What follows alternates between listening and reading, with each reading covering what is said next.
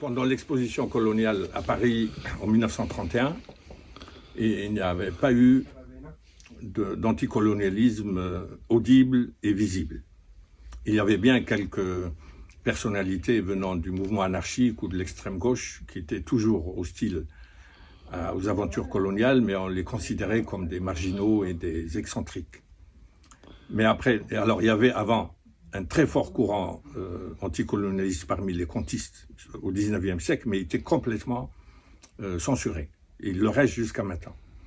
Mais après la Deuxième Guerre mondiale, la répression de mai-juin 1945 dans le Constantinois, le bombardement de Haïphong, la répression à Madagascar, l'arrestation des membres de tous les ministres du gouvernement Cheniq à Tunis en 1952, et surtout le coup de force contre le sultan du Maroc le 20 août 1953, ont fait augmenter sensiblement les effectifs des courants anticolonialistes français qui se sont engagés encore plus quand la France s'est installée dans la guerre en Algérie pour de bon.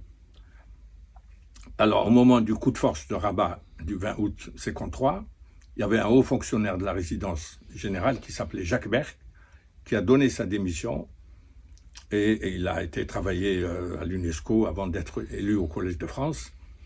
Et il a fait sa leçon inaugurale le 1er décembre 1956 au Collège de France, où il a annoncé la couleur, où il a mêlé au discours très scientifique, appelant au renouvellement des études orientalistes pour les adapter à la nouvelle donne, et il a pris position pour un avenir franco-maghrébin.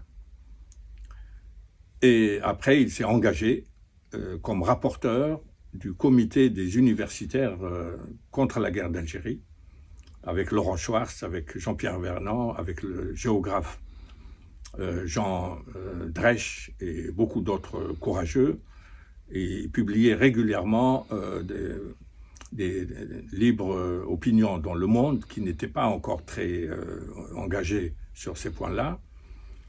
Et il y avait aussi le commandant Vincent Monteil, qui avait été au Maroc en même temps que Berck, aussi choqué que lui par le coup de force contre Sidi Mohamed Ben Youssef d'août 1953, et qui a fait partie du cabinet de Jacques Soustelle, gouverneur général de l'Algérie à partir de février 1955.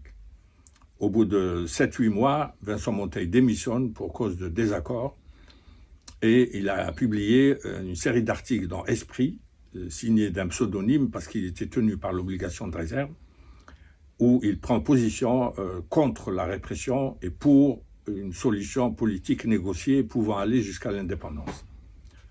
Or, ces deux grands arabisants, qui étaient conscients de la nécessité de décoloniser, mais qui voulaient garder des relations de la France avec le monde musulman et le monde arabe après les indépendances, et se trouvent curieusement censurés dans de volumineux recueils sur l'anticolonialisme, les prises de position contre la torture, et des colloques très savants sur les intellectuels et la guerre d'Algérie. Ces deux grands arabisants, on ne les trouve pas, et beaucoup d'autres avec eux. C'est la raison pour laquelle, après les célébrations tout à fait compréhensibles des mémoires coloniales, il faut que l'impartialité historique reprenne ses droits. Et c'est la raison pour laquelle ce volume regroupe un ensemble de textes dus à des gens comme Jacques Berck et Vincent Monteil. Et il y a aussi Rosenfeld, quelqu'un qui était à la SFIO, mais qui s'est démarqué de Guy Mollet très tôt.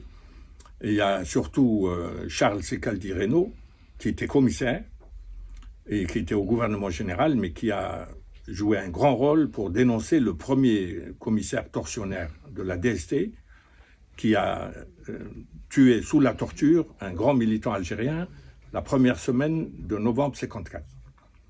Et il a publié un livre intitulé « La guerre perdue d'Algérie ». On a Robert Barra, on a Colette Janson, la femme de Francis Janson, le chef des porteurs de valises, et beaucoup d'autres.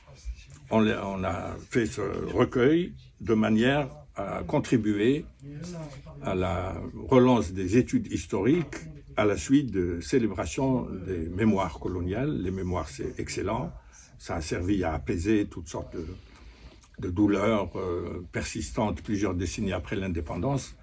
Mais rien ne vaut l'histoire impartiale et l'histoire de l'anticolonialisme français pendant la guerre d'Algérie, faisant l'objet de censures tout à fait incompréhensibles, méritait cette publication.